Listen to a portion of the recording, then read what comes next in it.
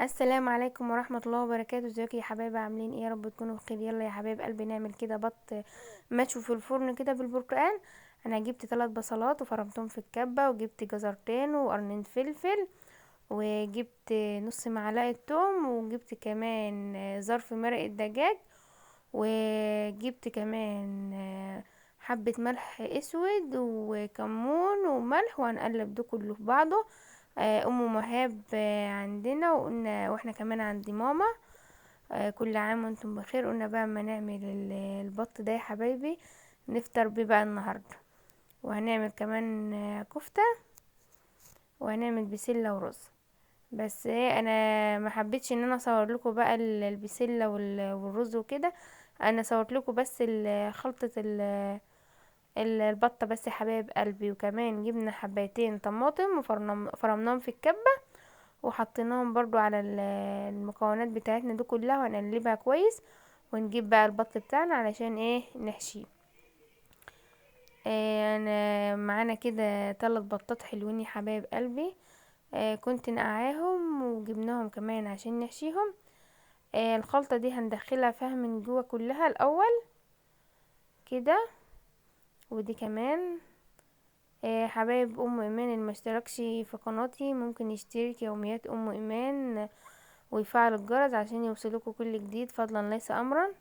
تمام كده حبايب قلبي، احنا كده حشيناها من جوه. بص هنخليها من عند الورك كده من فوق، اي من هنا كده هنخليهم كلهم وايه او نحشيهم.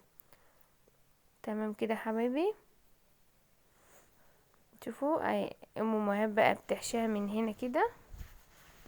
هنمسكهم التلاتة الحشوة بتاعتها كويس، وهنجيب كمان سكينة ونفتحهم برضو من فوق علشان التتبيلة بقى تبقى في قلب الصدر برضو من فوق، عشان البط كلها ياخد النكهة بتاعت البرتقال والمكونات دي كلها.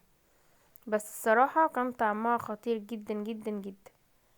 شوفوا انا فتحها من هنا كده وبندخل فيها الحشوة من جوه. لو مش كانت هتتقطع من فوق كنا عملنا خلينا الجلدة اللي فوق دي ودخلنا فيها الحشوة، بس احنا قلنا هنقطعها كمان من فوق. تمام كده. التقطيعة بتاعت اللي فوق دي بنحشي فيها برضو الحشوة. البط بياخد التتبيلة بتاعتها تبقى طعمها حلو اوي. تمام كده. نحشيها كده ايه كويس. وبعد ما نحشيها حبايب قلبي هنجيب كوباية مية كده ونرشها عليها، وهندخلها بقى الفرن بتاعنا.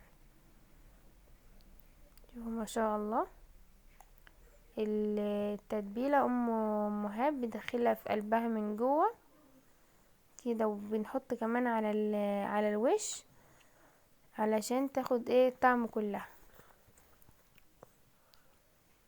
تمام كده. الصدر كمان بتحشي دي كمان، والتتبيله اللي هتفيض معانا منها مش هنرميها هنحطها عليها برضو.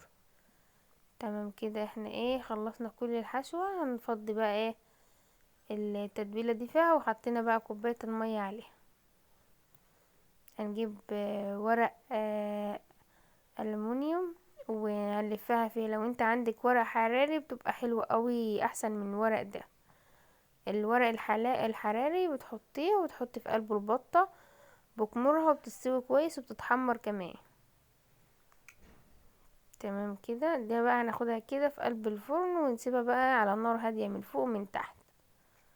والكفتة كمان عملناها. جبت الكفتة وجبت شبت، وجبت بصل وفلفل والبهارات بتاعتنا، وقلبت ده كله فيها، وبعدين صبعناها، وبعدين بنقليها دلوقتي. ودي كده يا حبايب قلب الفطار بتاعنا. مع الف سلامة، واشوفكم بقى في فيديو جديد.